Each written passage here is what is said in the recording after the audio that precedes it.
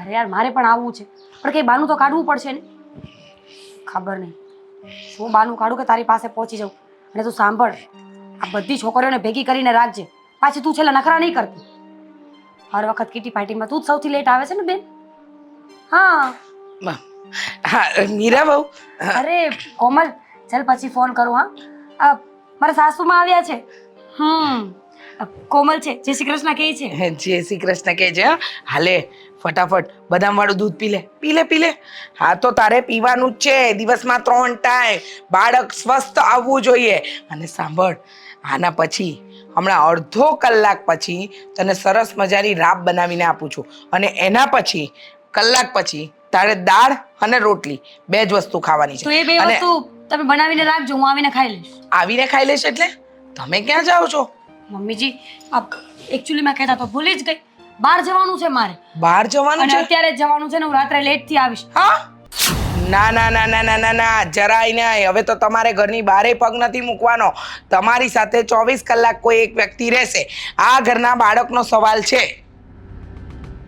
શું કામ? શું કામ એટલે અત્યારે તમે પ્રેગ્નેન્ટ છો, ન કરે નારાયણને કંઈ થઈ ગયું, ઊંચ નીચ આવી ગઈ તો કેટલી તકલીફ પડે. હા પ્રેગ્નેન્ટ? હા પ્રેગ્નેન્ટ છું, ભૂલી જવાય છે ને મમ્મીજી. ભૂલી શાનું જવાય છે? હવે તો તમારે ખાસ ધ્યાન રાખવાનું છે. ચાલવામાં, બેસવામાં, ઉઠવામાં અમે તમને ઘરના કોઈ કામ નહીં કરાવીએ. બધું હું અને દામિની કરી લઈશું, બરાબર? એટલે આજથી કશે જવાનું નથી. બંધ ને બંધ. હા મમ્મીજી આ તો ખોટું કહેવાય ને. કેમ? અરે હું ઘરમાં ને ઘરમાં કેવી રીતે રહીશ? બહાર જવું જોઈએ, થોડા કામ હોય તો પતાવવા પડશે ને. અમે પતાવી લઈશું તમારા કામ. તમે ચિંતા શું કામ કરો છો મીરાબો? ને તમને આટો મારવાનું મન હોય ને તો હું ને દામિની કોઈ પણ એક જણ ફ્રી હશું, એ તમારી સાથે આવીશું. હોસ્પિટલ કહેતા તો ભૂલી જ જાઉં છું કે આ હોસ્પિટલ જવાનું છે.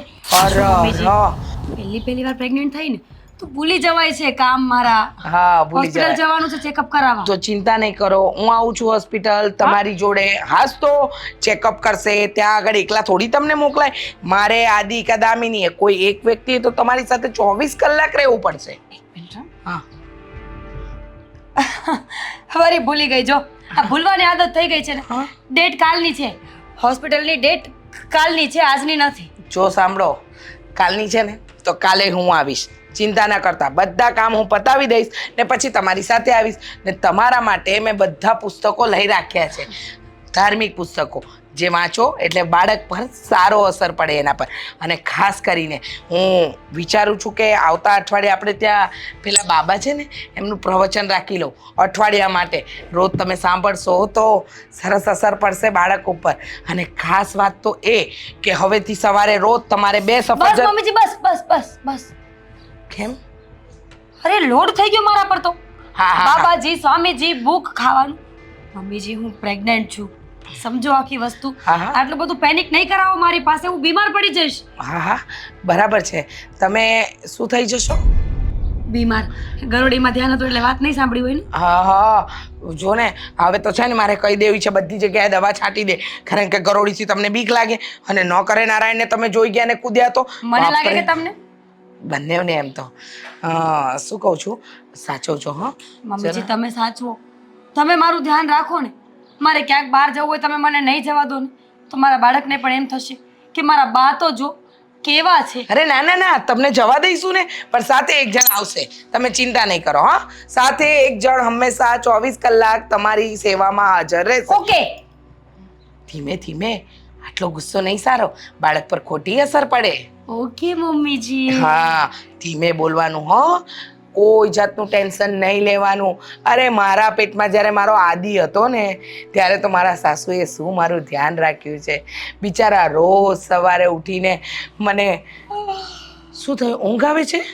અરે અરે તો સુઈ જાઓ, જાઓ જાઓ. આ બદામ શેક પૂરો કરો. હા મમ્મીજી, રૂમમાં જઈને પી લઈશ ને. અને પેલી રાબ ન ભૂલાય થોડી વાર પછી. અરે બધું સમયસર આવશે, આખું ટાઈમ ટેબલ બની ગયું છે. જાઓ. અને બહુ મોબાઈલ નહીં વાપરવાનો, મોબાઈલથી દૂર રહો. હો હા રાબ. હા હા રાબ, જાઓ. બાપરે, આજકાલની છોકરીઓ સમજતી જ નથી. અરે મહિના રે ત્યારે તો છોકરીઓએ કેટલું ધ્યાન રાખવાનું હોય. મારે જ મીરા બહુનું ધ્યાન રાખવું પડશે. એ એકલા તો રાખી શકે એમ છે જ નહીં. લાવ મને જોવા દે પાછા બરાબર બેડ પર સૂતા કે ન સૂતા.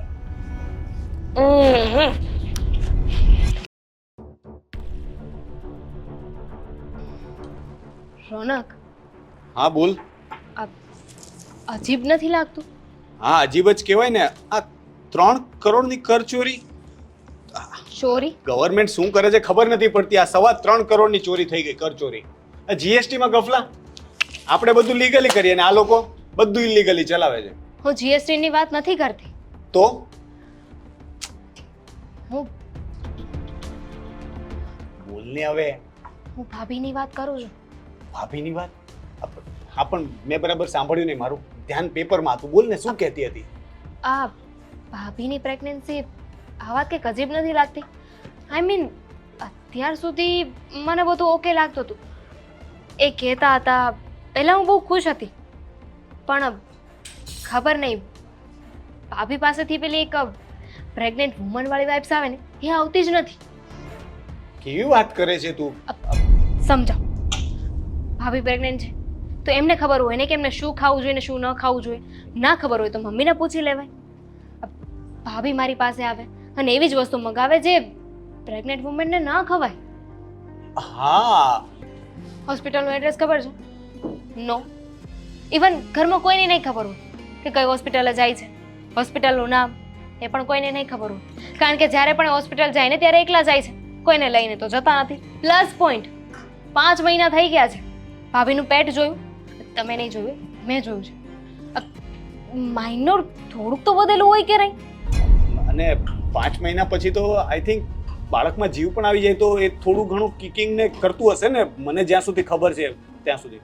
તો હું પણ એ જ કહેવા માંગુ છું. તો ભાભીમાં તો કોઈ લક્ષણ જ નથી. જો હું ડાઉટ નથી કરતી, પણ મને આઈ મીન આ વાત ગળા હેઠે નથી ઉતરતી.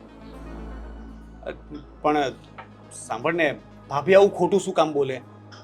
સવાલ તો એ પણ છે ને કે આવું શું કામ કરે, ને કર્યું હોય તો આટલા મહિનાઓ સુધી શું કામ ને ચલાવે? કદાચ ઠીક છે મસ્તી કરી હોય ભાઈની તો 2 દિવસ હોય 4 દિવસ હોય, પણ આનાથી વધારે થોડી હોય. ભાભી મહિનામાં 3 વાર હોસ્પિટલ જાય છે, રાઈટ? સમજી ગયો, ભાભીનું અફેર છે. હા 3 મહિનામાં 3 વખત બહાર જાય છે અને ઘરેથી કીધા વગર કોઈને લઈ પણ નથી જતા. દવાખાનાનું નામ કોઈને ખબર નથી, ભાઈ પણ સાથે નથી હોતો, આપણને લઈ નથી જતા. પ્રેગ્નેન્ટ હોય એવું લાગતું નથી તો આનો અર્થ તો સીધો એ જ થાય ને કે ભાભી, મારે કહેવું તો ન જોઈએ પણ આવું જ લાગે છે મને તો. રોનક, પ્રેગ્નેન્ટ હોય ને તો મહિનામાં 1 વાર બતાવવા જવાનું હોય, 3 વાર ચેકઅપ કરાવવા ના જવાનું હોય. હા તો હું એ જ કહું છું ને, 3 વાર જાય છે એનો મતલબ કે જો કે આવું બોલવું ના જોઈએ. ભાભી છે, ભાભી વિશે મારે પણ વિચારો એવા જ આવે છે ને વાત પરથી લાગે પણ છે કે કંઈક તો ગડબડ છે. રોનક, એક કામ કરો ને, તમે મમ્મી સાથે અને ભાઈ સાથે વાત કરો ને. હું શું વાત કરું? ને વાત કરું એ તો આદિ કરે ને. આદિને સમજ નથી પડતી કે એને આ બધું માર્ક કરવું જોઈએ ને આપણે માર્કિંગ કરવાના. આજે તને ખાલી મામૂલી માથાનો દુખાવો પણ હોય છે તો પણ હું તને દવાખાને એકલી નથી જવા દેતો, અને ભાઈ એને એકલી જવા દે છે તો હવે એને વિચારવાનું ને. બસ તો પછી સીધી વાત છે ને, ભાઈને ફોર્સ કરો કે ભાભી સાથે હોસ્પિટલ જાય. એમને સમજાવો કે આ તમારી ફરજમાં આવે છે, તમારે ભાભી સાથે હોસ્પિટલ જવું જ જોઈએ.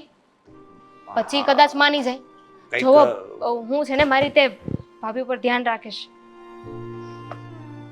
સાચી વાત છે, વાત કરવી પડશે. ભાઈનું ધ્યાન તો દોરવું પડશે, ડાયરેક્ટલી કે ઇનડાયરેક્ટલી જરાક એનું ધ્યાન દોરવું પડશે.